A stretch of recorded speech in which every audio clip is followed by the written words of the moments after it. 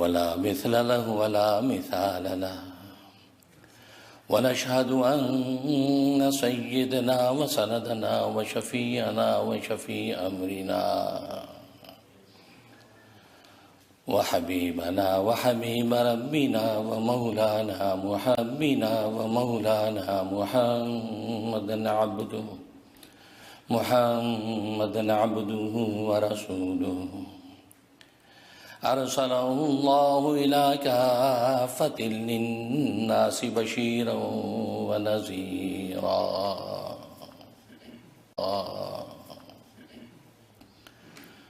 وداعيا إلى الله بإذنه وسراجا منيرا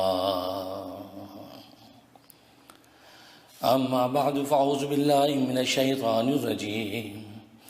بسم الله الرحمن الرحيم الرحمن علم القرآن خلق الإنسان علمه البيان صدق بزرگان محترم برادر اور میری اسلامی بہنیں، اللہ تبارک و تعالیٰ نے آسمان و زمین کی اس کائنات میں نعمت اور مصیبت کے اعتبار سے 3 عالم پیدا کیے ہیں۔ ایک وہ عالم ہے جہاں نعمتیں ہی نعمتیں ہیں، مصیبت کا کوئی شائبہ نہیں ہے، اس عالم کو عالم جنت کہتے ہیں۔ اور دوسرا وہ عالم ہے جہاں مصیبتیں ہی مصیبتیں ہیں، عذاب ہی عذاب ہیں، وہاں پر نعمت کا کوئی شائبہ نہیں ہے، اس عالم کو عالم جہنم کہتے ہیں۔ اور تیسرا وہ عالم ہے جہاں جنت کی سی نعمتیں بھی ہیں اور جہنم کی سی مصیبتیں بھی ہیں، اس عالم کو عالم دنیا کہتے ہیں۔ اللہ نے جنت کی سی نعمتیں بھی پیدا کر رکھی ہیں یا جہنم کے سے اسباب بھی پیدا کر رکھے ہیں، تو گویا کہ دنیا کا یہ عالم جنت کی کسی نعمتیں اور جہنم کسی مصیبتوں سے مجموعہ ملا جلا ہے، تو یہ دنیا کا عالم ہے۔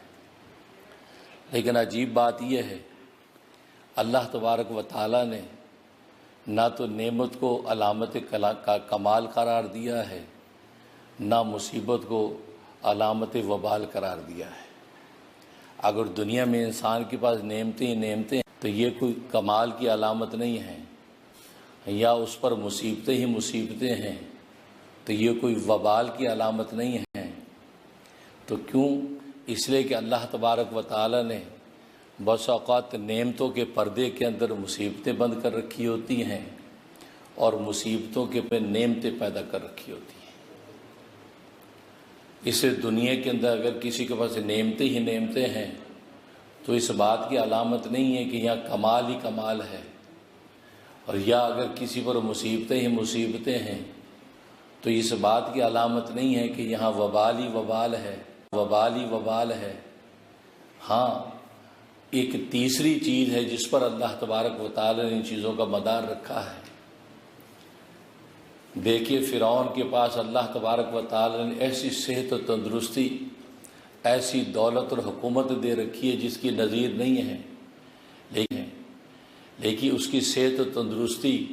اور دولت و حکومت کے پردے کے اندر وبال ہی وبال ہے، مصیبتیں ہی مصیبتیں چھپی ہوئی ہیں۔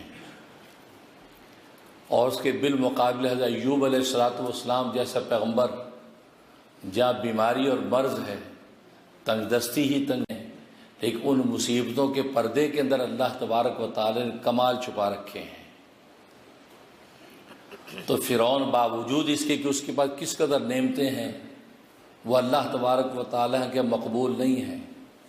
اور ایوب علیہ السلام پر بظاہر کتنے مصائب ہیں۔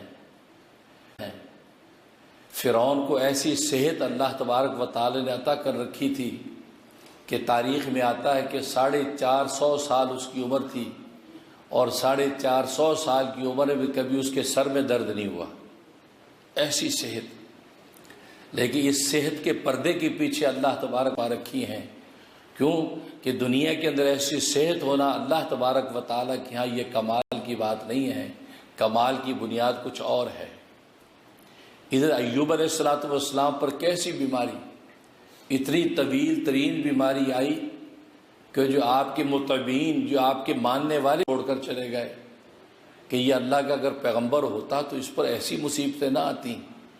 لگتا یہ کہ اللہ کی پکڑ میں آ گیا ہے، کہیں ہم نہ پکڑ میں آ جائیں۔ اپنے یار دوست چھوڑ گئے، امتی جو ان کے بنے تھے امتی چھوڑ کے چلے گئے کہ نہیں ایوب پر اتنی مصیبتیں، یہ اگر اللہ کا پیغمبر ہوتا تو یہ مصیبتیں کیوں آتی؟ صرف ایک وفادار بیوی ساتھ لگی رہی، اس کے علاوہ سب چھوڑ گئے۔ اس بیوی کے بارے میں آتا ہے وہ چونکہ انبیاء کی نسل میں سے تھی، حضرت یوسف علیہ السلام کی نسل میں سے تھی، ظاہر ہے کہ پاکیزہ خون اور وفادار نسبت تھی۔ اس بیوی نے ساتھ نہیں چھوڑا، سب چھوڑ گئے۔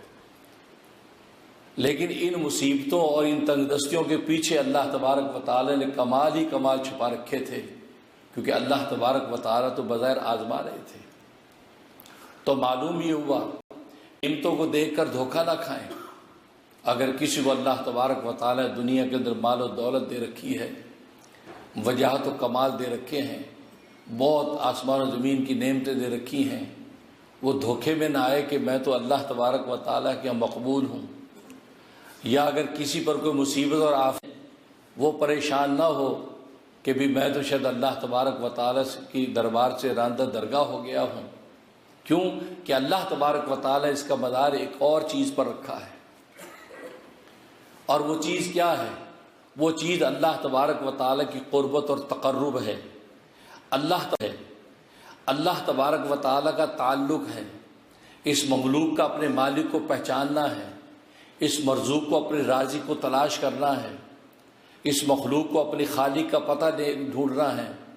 تو اگر یہ مرزوق اپنے رازق کو جانتا ہے کہ مجھے رزق دینے والا وہی ہے، یہ مالک وہی ہے،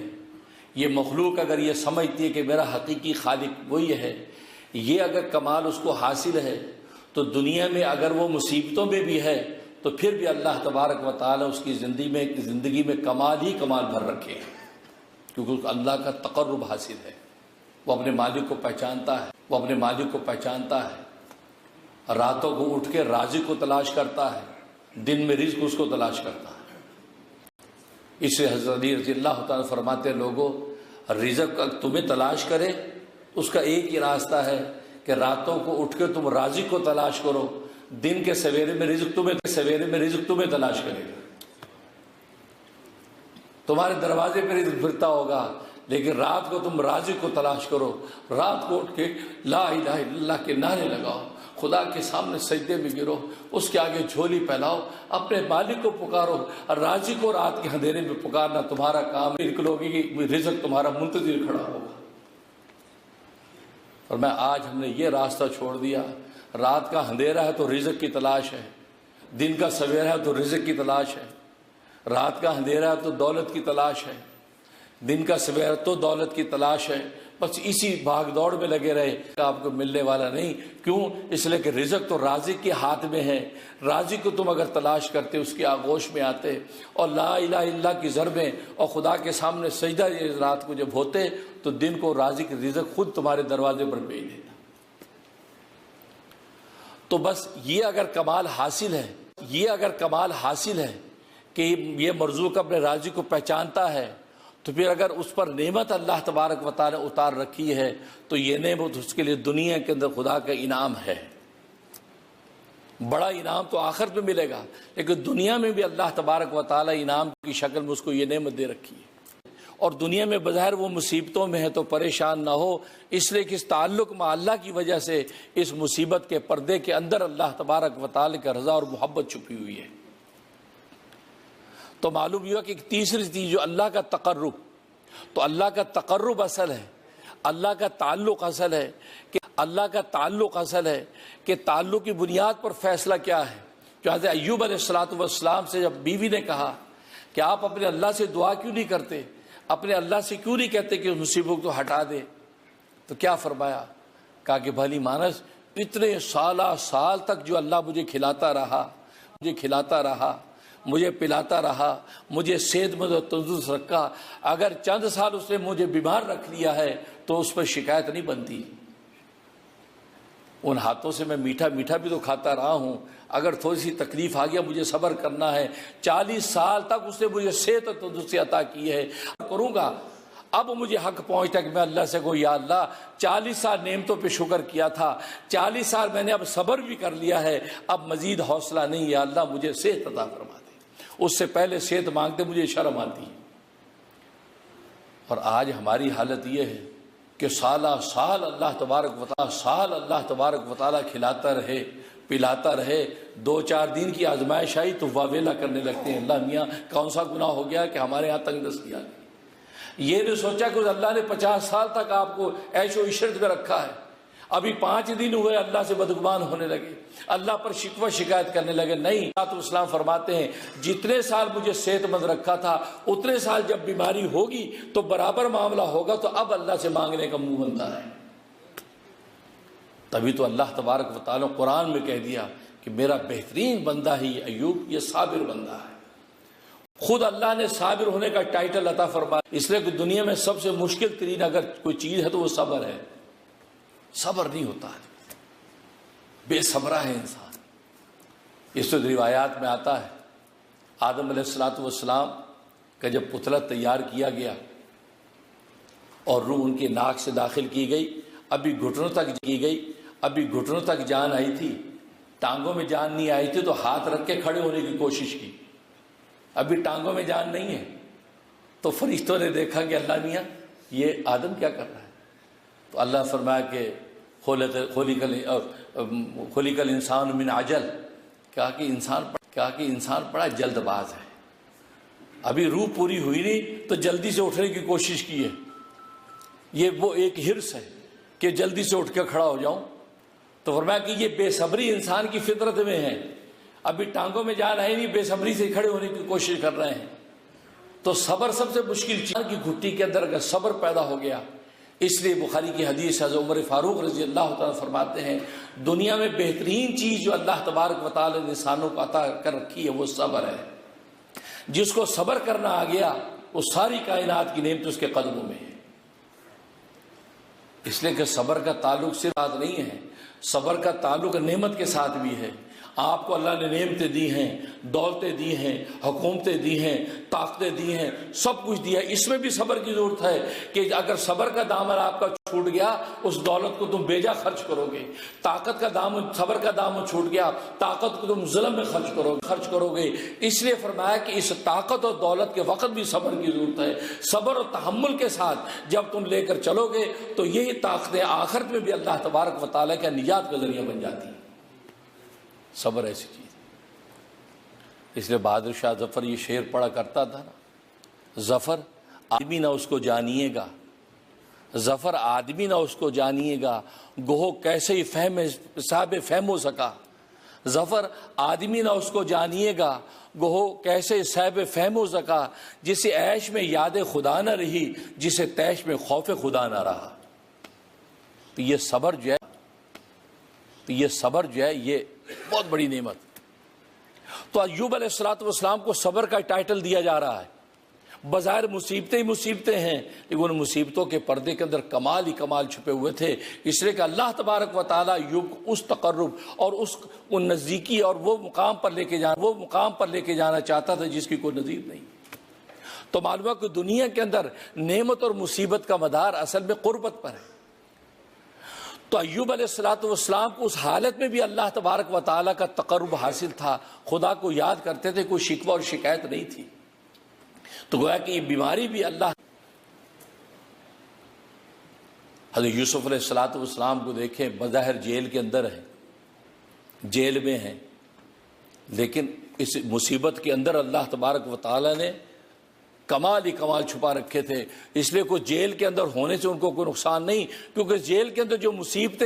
جو مصیبتیں وہ برداشت کر رہے ہیں اس کی حقیقت کیا نکلی؟ اللہ تبارک و تعالیٰ جیل سے نکال کر بادشاہ عطا فرما دی، بادشاہ، اور ایسی نعمتیں عطا کی، مصر کا بادشاہ، اور ظاہری حسن و جمال کا کیا عالم ہے، سبحان اللہ۔ مفسرین نے لکھا ہے کہ جب حضرت یعقوب علیہ السلام کی ملاقات ہو گئی حضرت یوسف علیہ السلام سے مصر پہنچ گئے، تو حضرت یعقوب علیہ السلام نے شکایت کی کہ بیٹا تجھے پتا تھا میں تجھے کتنا چاہتا تھا، تجھ سے میری محبت کا کیا عالم تھا، ایک لمحہ بھی نظروں سے تجھے میں دور نہیں کرتا تھا، ہر وقت اپنی آغوش میں تجھے رکھتا تھا، اتنا پیار و محبت، اور تو جب مجھ سے جدا ہوا تو تجھے اندازہ تو ہونا چاہیے کہ میری حالت کیا ہوگی، اور تو مصر کے اندر بیٹھا ہے، کنار اور مصر کا کیا فاصلہ ہے، تو مجھے اطلاع کر دیتا کہ میں مصر میں خیریت سے ہوں۔ یار اس زمانے میں تو خط لکھنے کا رواج، خط ہی لکھ دیتا کہ مجھے صبر آ جاتا کہ چلو میرا بیٹا محفوظ ہے، لیکن تو نے خط نہیں لکھا اور تو نے میری ان محبت اور شفقتوں کا یہ صلہ دیا۔ حضرت یوسف علیہ السلام رونے لگے اور ہاتھ پکڑا بوڑھے باپ کا، کہا کہ ابا جان چلی،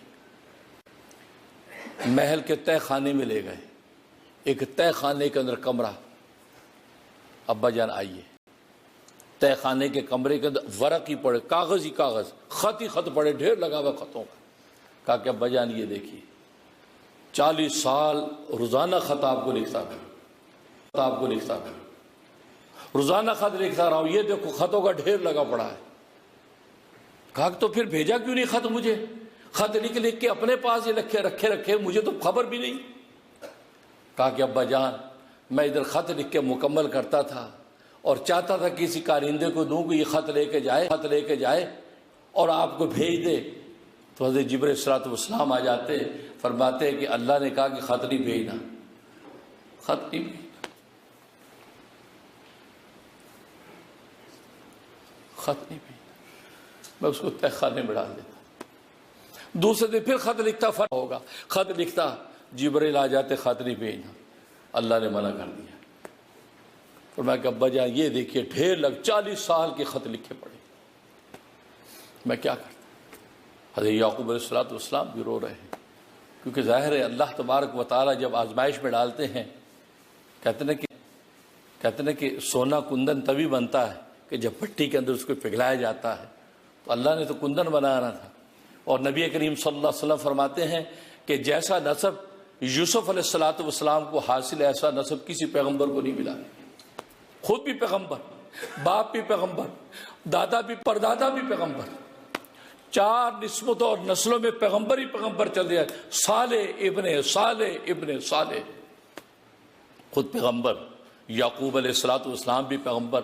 پھر ان کے والد اسحاق علیہ السلام بھی پیغمبر، پھر ان کے والد ابراہیم علیہ السلام بھی پیغمبر۔ کیسا فرمایا ایسا پاکیزہ اور نفیس نسب جیسا یوسف کو حاصل ہے، اللہ نے ظاہری جمال تو اس کو باکمال دیا تھا، اس کو نسب بھی ایسا تھا، فرما دیا اس کی کوئی نظیر نہیں۔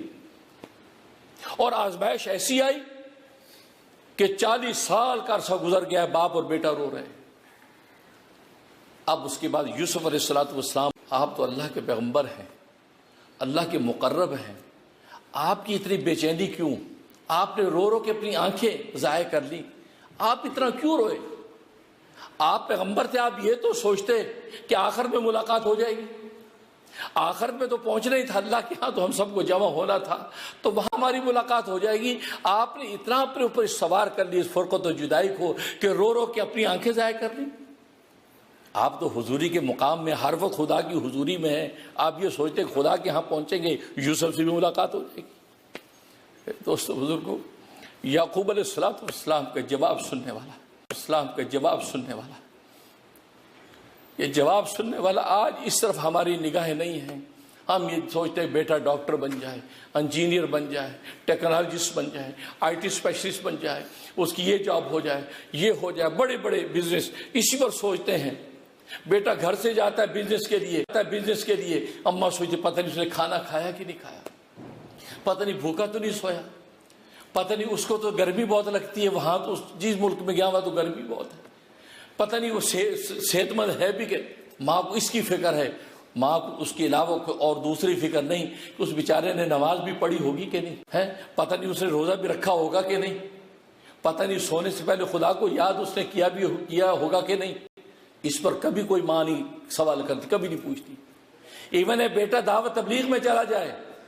تو ماں پیچھے یہ سوال کرتی ہے کہ پتہ نہیں کھانا کیسا ملا ہوگا، مفتی صاحب وہاں پتہ نہیں سنا بستر مسجد میں بستر لگا دیتے ہیں، اس کو تو اپنے بستر کے علاوہ نیند نہیں آتی، پتہ نہیں میرا بیٹا اس کو نیند بھی آتی ہوگی کہ نہیں۔ یہ نہیں سوچتی کہ وہ دعوت تبلیغ میں گیا ہے، اللہ کے راستے میں گیا ہے، کہ اللہ پتہ نہیں اس کو قبول کرے گا کہ نہیں، اللہ اس کو اپنی محبت عطا کرے گا کہ نہیں، اللہ اس کے قلب و جان میں گا کہ نہیں۔ یہ نہیں، ماں کو اس کے کھانے پینے پہننے اوڑھنے سونے کی فکر۔ یعقوب علیہ السلام فرمایا، یوسف رب کعبہ کی قسم اگر مجھے یہ پتہ چل جاتا تو کسی ایسے گھرانے کے اندر پرورش پا رہا ہے جو لوگ توحید اور ایمان پر قائم ہے، اور تو توحید اور ایمان پر کل کو مرے گا، کسی مشرک کے گھر میں تیری تربیت نہیں ہو رہی، اگر مجھے یہ اطمینان ہو جاتا، خدا کی قسم میرا ایک آنسو کبھی نہ بہتا۔ میں روتا اسی غم میں تھا کہ یوسف پتہ نہیں کسی مشرک کے گھر میں پرورش پا رہا ہو، جب مشرک کے گھر میں پرورش پا رہا کہ جب مرے گا تو آخر میں بھی اس سے ملاقات ممکن نہیں ہے۔ میں تو جنتوں میں جاؤں گا، وہ جہنم میں جائے گا، ملاقات کیسی ہوگی؟